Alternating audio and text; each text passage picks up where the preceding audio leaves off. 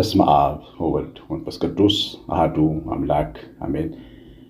ሁሉን የሚችል አምላክ እግዚአብሔር ሰማያትን የሠራ እግዚአብሔር ምድርን ያጸና እግዚአብሔር በቅድስናው የተመሰገነ እግዚአብሔር በውድ ልጁ ዓለምን የጎበኘ እግዚአብሔር የወደዳችሁ ልጆች ያደረጋችሁ መስቀል ላይ በከፈለው ዋጋ ዕዳ የተከፈለለት የዳነ ሕዝብ ያደረጋችሁ ሀብተ ወልድ ስመ ክርስትናን የሰጣችሁ እግዚአብሔር ልጆች ተብለን እንድንጠራ አብ እንዲህ ያለውን ፍቅር የሰጠን ሁላችሁ እንደምንቆያችሁ ሁሉን የሚችል አምላክ ጌታ ስሙ ተወደደ የተመሰገነ ይሁን። ማለዳ ማለዳ አዲስ የሆነውን የእግዚአብሔርን ቃል የምንካፈልበት የ15 ደቂቃ ትምህርታችን ነው ይሄ። እግዚአብሔር ልጆች ዛሬ ከአንድ ወንድም ጥያቄ ተነስቼ ነው ይህንን ትምህርት እንድንመለከት የእግዚአብሔር ፍቃድ ሆኖ የመጣሁት። በብዙ ስንፍና ውስጥ በደል ውስጥ አንድ ሰው ሲገኝ ምንድን ነው ሆነው ብሎ ራሱን ይጠይቃልና ያ ጥያቄ እንደ እግዚአብሔር ቃል ካልተመለሰ ያንን ሰው ጠላት የተናገረ ወደ ጉዳት ሊጥለው ይችላል። እንደምታውቁት ሁልጊዜ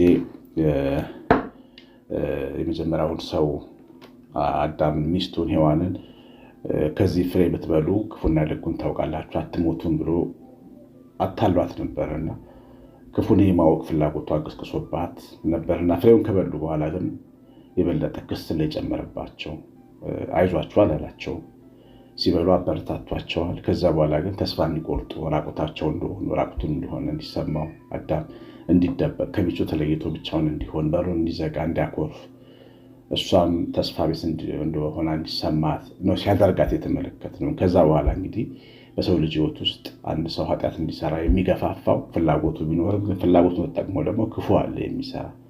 ያ ክፉ በውስጣችን ይህን የኃጢአት ፍላጎታችንን ካመጣ በኋላ በኃጢአት ወድቀን ወይም ደክመን ከተገኘን በኋላ ተመልሰን እንዳንነሳ ደግሞ የወደቀ ዛፍ ምሳር ይበዛበታል እንደሚባለው ምሳሩን መጥረቢያውን ይወረውርብናል። ተስፋ እንድንቆርጥ ሊሰራ ይችላል። እንዲህ አይነት ፈተና ውስጥ ሆን ምን ማድረግ አለብኝ ብሎ አንድ ወጣት ጠይቆ ነበር።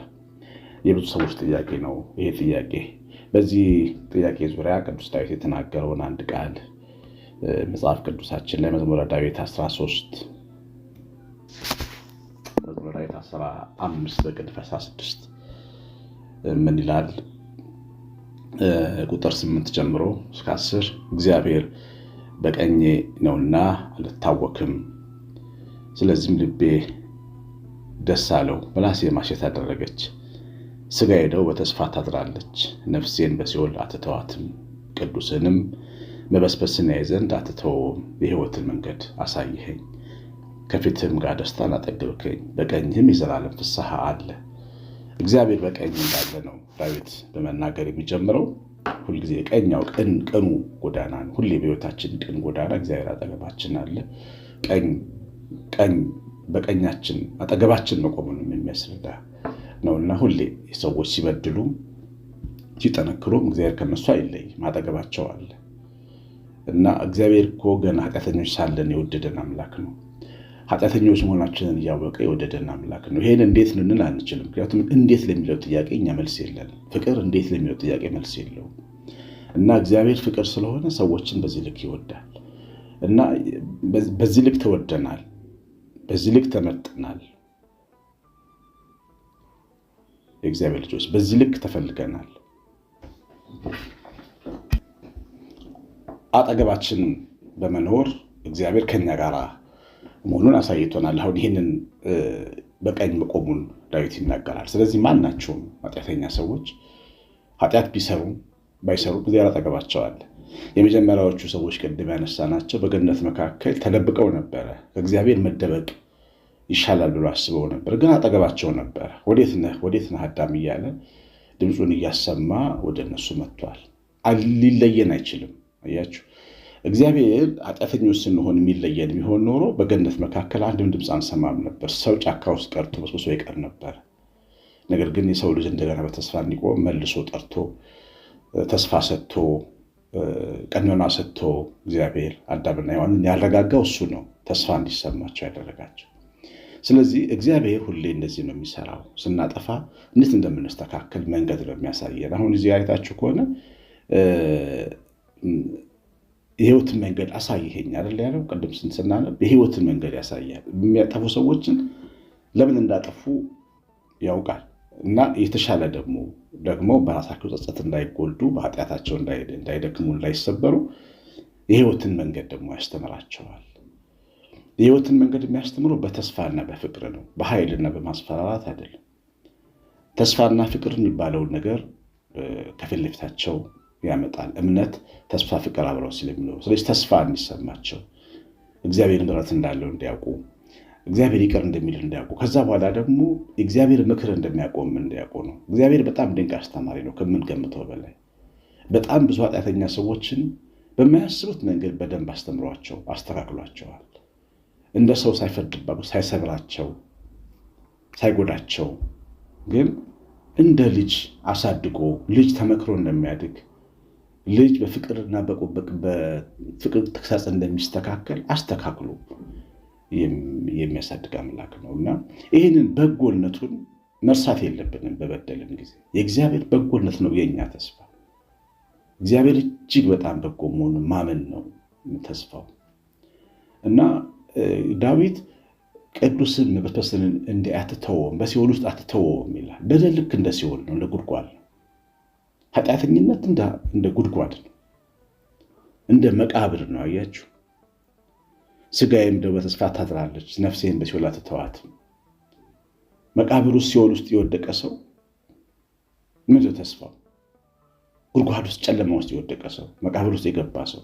አንድ ሰው ሞቶ መቃብር ውስጥ ተቀብሎ ብላችሁ አስቡት። ያ ሰው አይለማም፣ አይሰማም። እላዩ ላይ አራዊቶች ይመላለሳሉ፣ ድንጋይ ይከመርበታል፣ ምስጦች ይበሉታል። አይደለም የሰው ልጅ ከተኛ በኋላ አፈር ውስጥ። ነገር ግን ይኸውላችሁ የእግዚአብሔር ተስፋ በዚህ ልክ እንኳን ብንሆን ተስፋ አለን ነው። መቃብር ውስጥ ነፍሴን አትተዋትም ማለት ከመቃብር ውስጥ እንኳን ሳይቀር ተስፋ አለኝ፣ ሞቼም ተስፋ አለኝ እንኳን ቢሆን ቆሜ ማለት ነው። ስለዚህ በኃጢአታችን መቃብር ውስጥ አይተወንም እግዚአብሔር ስለማይጸየፍ ክፉ ስላልሆነ በቃ አንስቶ መቃብር ውስጥ የራስ ጉዳይ ብሎ ጥሎ የሚሄድ አይደለም። እንኳን እግዚአብሔር ሰው እንኳን እንዲያደርግ ዛሬ ሰው እንኳን አስተዋይ ሰው እንኳን ለሰዎች ያዝናል። እነዚህ አይነት ስሜት ሲሰማ ጠላት እንዳይጫወትብን የእግዚአብሔርን ተስፋ ይዘን መቆም አለብን። ስጋዬ በተስፋ ታድራል። ስጋችን ነው ኃጢአት በመስራት የሚታወቀው ከነፍሳችን ፍቃድ ጋር። ኃጢአተኛው ስጋችን ተስፋ ደግሞ ማድረግ አለብን። ኃጢአተኝነት ወቀሳ አለው፣ ጸጸት አለው። ጸጸትና ተስፋን ለማስታረቅ መንፈሳዊ ሰው መሆን ያስፈልጋል። ጸጸትንና ተስፋ መቁረጥን ማጋባት ይሻላል፣ ጸጸትንና ተስፋን ከማስታረቅ። ግን የእናንተና የኔ በቀኛችን እግዚአብሔር የቆመለት ሕዝብ የሆን እኛ ትልቁ ነገራችን ጸጸትንና ተስፋን አንድ ላይ ማስታረቅ እንችላለን። እግዚአብሔር ይምረኛል፣ እቆማለሁ፣ እስተካከላለሁ፣ ልጅ ነኝ፣ አጥፍቻለሁ፣ እታረማለሁ፣ ያንጸኛል፣ ምክሩ ያቆመኛል ማለት ያስፈልጋል። እግዚአብሔር ልጆች በዚህ ተስፋ ህይወታችንን ማቆም አለብን እንደገና። ምክንያቱም እንደገና መኖር አለብን። ዝም ብለን በበደላችን ላይ ያለቀስን ተስፋ የምንቆርጥ ከሆነ የበለጠ በደለኞች ነው የምንሆነው። ምክንያቱም ሰው ተስፋ ከሌለው መሸሸጊያ ይፈልጋል፣ ሌላ መሸሸጊያ ይፈልጋል። ኃጢአተኝነት ላይ ኃጢአት ነው የምንጨምረው። አንድ ሰው ካላስተዋለ ኃጢአቱን በኃጢአት ነው የሚያርመው። ዳዊት የቤርሳቤን ጋር መተኛቱን ባሏን በመግደል ለማረም እንደሞከረ ነው የምንሆነው። እየጨመርን ነው የምንሄደው። ግን በኃጢአተኝነት ወይም በድካማችን ውስጥ ወይ ኃጢአት ሰርተን ባለንበት ሰዓት እግዚአብሔርና ምሕረቱን ተስፋ ስናደርግ እንነቃለን። ወደ ንስሐ ወደ መመለስ እንመጣለን። እንደገና ሰው መሆን እንችላለን። አያችሁ፣ ስጋዬ በተስፋ ታድራለች። ስጋ በተስፋ ስትቆም ነፍሳችን ጨለማ ውስጥ ገብታ እንደማትቀር እናምናለን። ከጨለማ ያወጣናል። አሁን እኛ ከምንለው ከምናፍርበት ከሰራ ነው ከተናዘዝ ነው ወይም እንድንናዘዝ ነው ካሰብነው ኃጢአት ጉድጓድ ያወጣናል። ያንን ኃጢአት እንዳንሰራው፣ እንድንጠላው፣ እንድንጸየፈው፣ እንዳስደስተን ይጠብቀናል፣ ይከላከለናል። አያችሁ። እና የኃጢአተኝነት ስሜት ከባድ የመንፈሳዊ ሰው ውጊያ ስለሆነ ነው። እና ሰው እንደ ሰው በመንገዱ ሊወድቅ ይችላል። ጻድቅ 7 ነው የሚወድቀው። መውደቅ ማለት ኃጢአት ሊሰራ ይችላል፣ በሆነ ኃጢአት ሊገኝ ይችላል። በዚህ ጊዜ የእግዚአብሔር ተስፋ እንጂ የሰይጣን ድምፅ ሕይወታችንን ሊቆጣጠር መፍቀድ የለብን። በዚህ ጊዜ እኛ ሲሰማን ስንጸጸት ተደበቅ ነው የሚለን። መጀመሪያ ይኸውላችሁ በገነት መካከል አዳምን ተደበቅ ነው ያለው። የአዳም ጫካ ውስጥ መደበቅ ብዙ መዘዝ ነበረው። አዳምና ሔዋን ተደበቁ አይልም፣ ተደበቀ ነው የሚለው። እንዲጠብቃት የተሰጠውን ሴት ሚስቱን ትቶ ብቻውን ጫካ ውስጥ ገባ። የመጀመሪያው ጥንስስ መደበቅ ነው የሚመስላችሁ አይደል? መሸሸግ፣ ከቤተክርስቲያን መቅረት፣ በቃ ከጸሎት መቋረጥ፣ እንደዛ ይመስላችኋል። የመጀመሪያው ቀላል የሚመስል ነገር ነው። ብዙ ነገር ነው ግን የሚበጣጠስብን። ጠላት የተሰጠን መንፈሳዊ ቻናሎች ነው የሚበጣጠስብን። ሚስቱ ጋር ያለውን ግንኙነት ሰብሮ ብቻውን ጫካ ውስጥ ተደበቀ። ሚስቱን መጠበቅ ነበረበት። ቢደክምም ሚስቱ ነች፣ ብታጠፋ ሚስቱ ነች። ግን እሷን ትቶ ነው የሄደው ጫካ ውስጥ። እንደገና እዛ ውስጥ ተቀምጦ ደግሞ ተስፋን አይደለም የሚያዳምጠው። ራቆቴን ነኝ እንዴት ሆናለሁ እያለ የጎደለውን ነገር ማሰላሰል፣ መነጫነጭ ጀመረ። ያ ነጭነጭ ደግሞ እግዚአብሔርን እስከ መውቀስ አደረሰው። አንተ የሰጠኝ ሚስት ነች እንደዚህ ያደረገች፣ ራቁቴን ሆንኩ እያለ ወደ ማማረር ሂደቱ ቀጠለ። ከተደበቀ በኋላ ሂደቱ ቀጠለ። ኃጢአት ከሰራን በኋላ ከእግዚአብሔር ቤት ስንቀር፣ ከጸሎት ስንቀር፣ ከተስፋ ስንወጣ ይኸውላችሁ ጉዳታችን እየበረታ ነው የሚመጣው። እማይሆን መንገድ ውስጥ ነው የምንገባው፣ እየወረድን ነው የምንመጣው። ስለዚህ ዝም ብለን ወደፊቱ መምጣት ያስፈልጋል። እናንተ ደካሞች ወደ እኔ ሄዱን ያሳርፋችኋለሁ ስላለ በቃ ወደፊቱ መተን ጌታ ሆይ በድያለሁ ይቅር በለኝ ማለት ያስፈልጋል። ይቅር እንደምትለኝ ደግሞ አምናለሁ ማለት ያስፈልጋል። እግዚአብሔር ይቅር የሚለን እኛ ስለተለማመጥ ነውም አይደለም እኮ። በቃ ስንመለስ ልባችን ሲጸጸት እግዚአብሔር ደግ መሐሪ ስለሆነ ነው፣ ምሕረቱ ለዘላለም ስለሆነ ነው ይቅር የሚለን። የእኛ መለማመጥና ብልጠትም አይደለም እግዚአብሔር ይቅር እንዲለን የሚያደርገው፣ እግዚአብሔር ምሕረት ስላለው ነው። ስለዚህ በፊቱ መምጣት ነው። መሸሽ ብዙ ጉዳት አለው። በተስፋ አለማደር ብዙ ጉዳት አለው። ግን በተስፋ ስትመጡስ ልብሴ ቆሽሿል ብሎ ሕፃን ልጅ ከቤት ወጥቶ አጥበነው አልበሰነው ጭቃ ላይ ወድቆ ቢመጣ እናት ለምን ጭቃ ላይ ወደክ ብላ ትጥለውም ከፎቅ ላይ እኮ። ልብሱን ቀይራ ገላውን አጥባ እንደገና ሕፃን ነዋ ነው የምታስተካክለው። እግዚአብሔር እኛ እንደዚህ ነው የሚያሳድገን። ብዙ ጊዜ እናጠፋለን፣ ልናጠፋም እንችላለን ብዙ ጊዜ ወደፊት። ግን የብዙ ጊዜ ጥፋታችንም አስተካካይ ነው፣ ድካማችንን የሚያውቅ ነው፣ እንደ ሰው የማይፈርድብን ነው። መልካምነቱ ልክ የሌለው እግዚአብሔር ልጅ። ስለዚህ አሁን ቅድም ወጣቱ እንደተሰማው ኃጢአተኝነት ሲሰማ ወይም በድለን ስንመጣ ምን ማድረግ አለብን ስንል በተስፋ መቆም። እግዚአብሔር ይቅር ይለኛል፣ በድያለሁ ይቅር በለኝ፣ ግን ደግሞ ይቅር ነው የምትለኝ አምናለሁ፣ ደግሞ አስተካክለኝ ማለት ነው የሚሻለው። ከዛ እሱ ከመቃብር ከሲኦል ያወጣል። ለብዙ ሰዎች ኃጢአት መቃብር ሆኖባቸዋል። በጣም ብዙ ሰዎች ብትጠይቋቸው እንደዚህ ናቸው። እንደዚህ ነው የወደቅንባቸው የታሰርንባቸው ብዙ ጉድጓዶች አሉ፣ ግን እሱ ያወጣል። በተስፋ ማደር፣ እግዚአብሔር ተስፋ ማድረግ፣ ምሕረቱን ተስፋ ማድረግ። ጠላቴ ሆይ በወድቅም እነሳለሁ ማለት ያስፈልጋል። ደስ አይበልህ በእኔ ላይ በወድቅም እነሳለሁ ማለት ያስፈልጋል። እግዚአብሔር ልጅ ዳዊት ይህንን ነው የነገረን። እግዚአብሔር በቀኝ ነው አልታወክም፣ ሁሉ ጊዜ በፊት አየዋለሁ፣ በቀኝ ነው አልታወክም። ስለዚህ ልቤ ደስ አለው፣ ምላሴ ማሴት አደረገች። እግዚአብሔር አለ አጠገብ ያልኩ። እግዚአብሔር አጠገባችን በድለን ሰይጣን አጠገባችን ከሚቆም እግዚአብሔር አጠገባችን ቢቆም ይሻላል።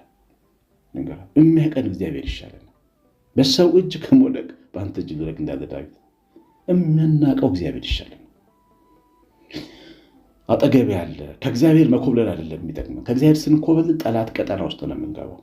ይህን ወቁ እና እግዚአብሔርን በቀኛ አየዋለሁ፣ ልቤም ደስ አለው፣ ሥጋዬም በተስፋ ታድራለች፣ ነፍሴን በሲኦል አትተዋትም።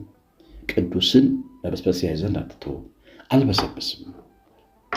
ዝናብ መጥቶ ሊሆን ይችላል፣ ደክሜ ሊሆን ይችላል፣ በድዬ ሊሆን ይችላል፣ የሆነ ነገር ሰርቼ ሊሆን ይችላል። ግን አልበሰብስም።